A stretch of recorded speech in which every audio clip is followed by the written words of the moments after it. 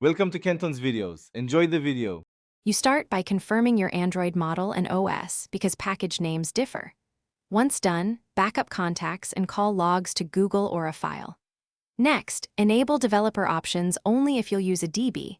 Go to Settings about Phone Tap build number 7 times. Then open Apps, find the phone app, and disable notifications.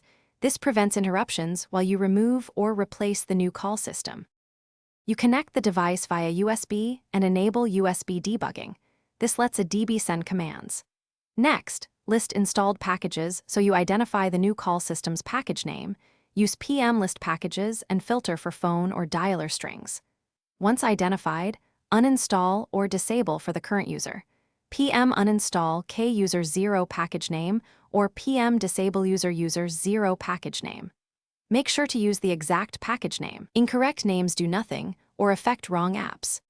You finish by setting your preferred dialer as the default in Settings app's default apps so call intents route properly. Then reboot the device and test calling, SMS integration, and permissions. This confirms the new call system is fully removed. If something breaks, re-enable the disabled package or reinstall using a DB install with your backup APK. One key troubleshooting tip.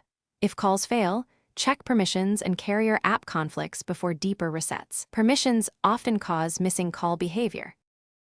Thanks for watching. Consider subscribing if we helped you.